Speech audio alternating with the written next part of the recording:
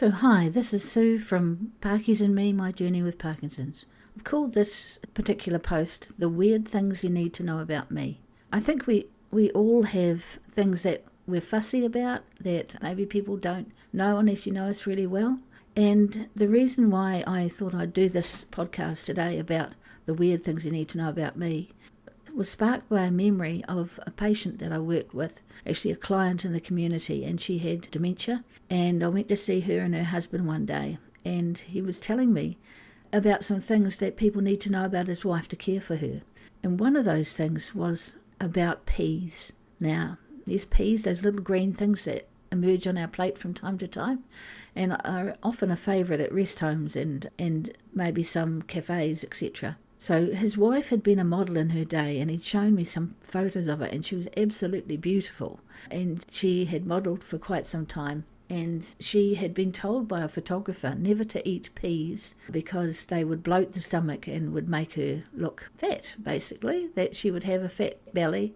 And so she developed a thing about peas. If she went somewhere and somebody put peas on her plate and they touched any of the other food on the plate, she would not eat her meal at all. So yeah, peas were a no for her, and he said this is really important if she's going to go into a rest home, that they need to know about peas. And it may seem a simple thing, but for her, because she couldn't say anything about it herself, she may go on not eating meals for days, and they may wonder, like I said, peas are a sort of standard issue, frozen peas, they're cheap, most people like them, and they appear on a plate in many different places. But yeah, this lady just plain wouldn't have eaten her meal, and she was still very slight, even in old age. And so, yes, she wouldn't have eaten her meal, and he had taken great care of his wife and obviously loved her dearly. And his main worry was about these peas. And like I say, it sounds silly, but it was an important thing to know about her. So I thought I'd talk about some of the weird things you need to know about me if ever I'm in that situation of going into care. And I think we all have these weird things, these preferences that we have that people might not know, but you might look at them and go, ugh, that's just not right, I can't handle it. And I went to visit my auntie and uncle a while ago, and I was sitting on the loo, as you do, and I looked at the toilet roll, and the toilet roll was on the wrong way round. Now, I know there may be some people in the world that doesn't bother, but I know a heck of a lot who have a strong preference to where the toilet roll goes, and I'm one of them. I have even been known to change it at people's houses. So yeah, I've been known to change it in people's houses, in public restrooms if they have a toilet roll, just a normal toilet roll. So yeah, the toilet roll must have the roll going over the front and never going down the wall. It's just not right. Other things weirdly, I don't know why this is, but I will have a preference for one particular toilet stall, and that's the one I always used when I was at work, and it just didn't feel right going anywhere else. If somebody was in my seat, as it were, it just felt wrong being in another one. I used to run family meetings when I was at work, and everybody gave me a hard time because I had to sit at the head of the table. And a couple of times when I'd been a bit later to meetings and I'd come in, and somebody would be sitting there, and I would literally stop in the doorway and I just didn't know what to do. And my team knew me so well that they'd say to somebody, you might want to move because Sue really likes to sit at the head of the table. That's where she always sits. And most of the time people would move, but my excuse was that I could look down the table and see people on both sides equally, and I could get a good view of the patient to see if they were getting tired or uncomfortable or upset. And that was my practical reason. But it became so entrenched that I just didn't cope. If I was sitting in a family meeting and I was sitting on the side, I just felt really, lost. I don't know how you could describe it, but it just wasn't right. So that's another weird thing about me. And I love marshmallows, and I can eat them by the bagful. I try not to, but when I have marshmallows, they have to be an even number, and they have to be an even number of pink versus white. I can't have all pink, I can't have all white, I can't have one pink and three white, or any other combination. It has to be even and even numbers of each colour. This next one is one that my kids know about me, and my husband does too, but I don't police it as much with my husband, bless him. When we'd been together a wee while, we had some sort of family gathering, And my son and daughter sat there and said, Dad, so have you had the towel folding tutorial yet? And he said, the what? I said, the towel folding tutorial. Mum is really fussy about how we fold the towels. She would sit us down and we'd grab a towel each, and we had to follow her lead and fold it exactly as she folded it. So yeah, have you had the towel folding tutorial yet? And he said, she has shown me how she likes it. And they said to me, how's he doing? And I said, he's not too bad. Sometimes I go to the linen cupboard to get out some towels and they're not quite right, so I can't stop myself. I have to refold them. He probably doesn't know that, but he does now. So yeah, I couldn't handle the towels being folded the wrong way, and my kids were laughing because they said, "How do you get away with it?" Because we never would have got away with it.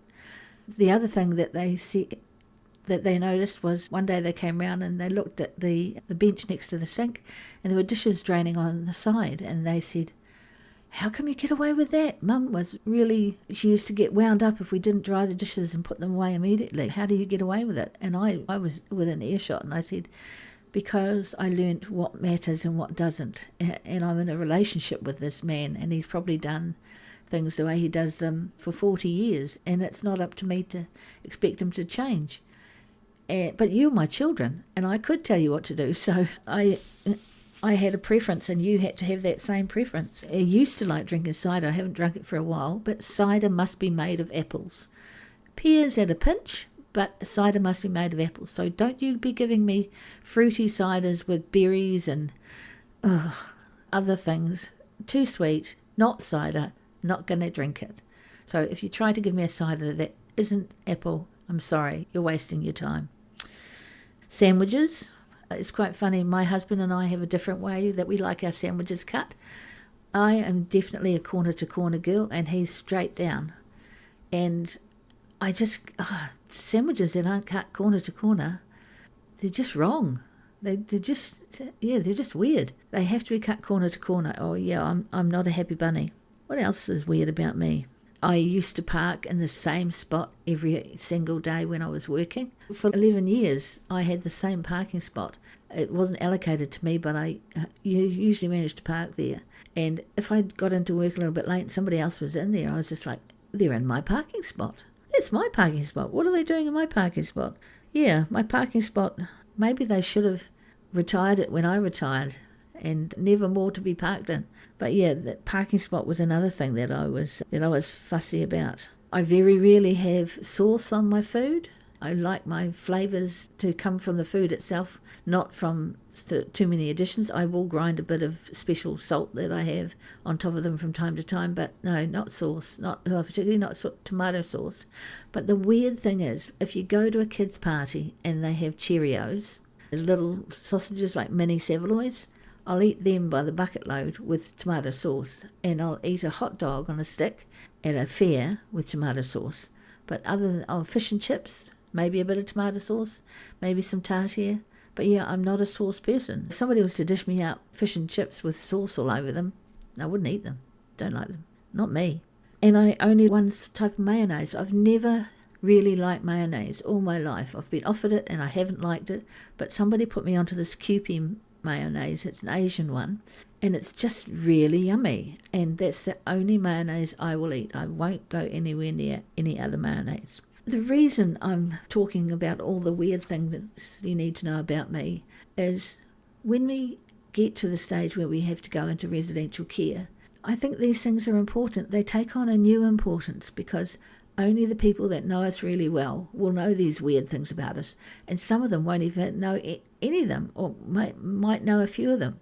But if they're things that really bother you, like my lady with the peas, if that's something that would stop her being able to eat a meal, enjoy a meal, and would be a mystery to the caregivers, it's important to write these things down. If somebody gave me a sandwich that wasn't corner to corner, I probably wouldn't eat it.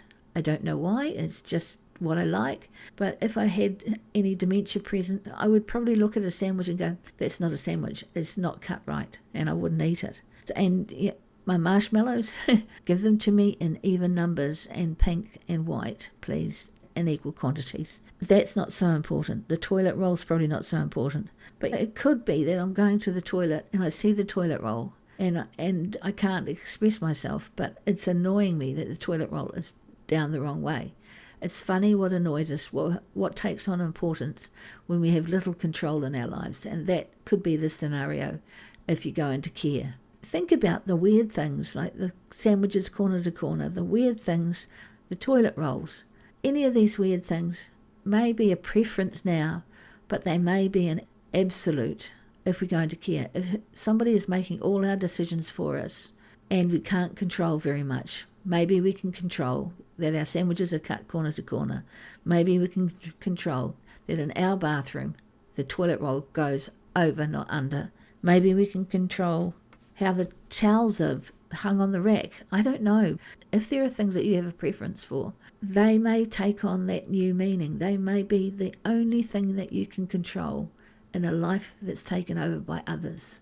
When in a residential setting, think about what people need to know about you, and that's important. Write them down. Talk to the person. Talk to each other now, and just say, hey, make sure people know this. Make sure people know these things about me that are important to me, that will have new importance if and when I need to go into residential care. So yeah, that's me. Think about your weird things. I'm sure everybody's got them, and it would be fun to hear what they are. This has been Sue for Parkies and Me, my journey with Parkinson's. Thank you for listening to my weird list of weirdnesses about me, and I hope you'll tune in again and share my journey with me. Kia kaha, be brave, be strong, be you.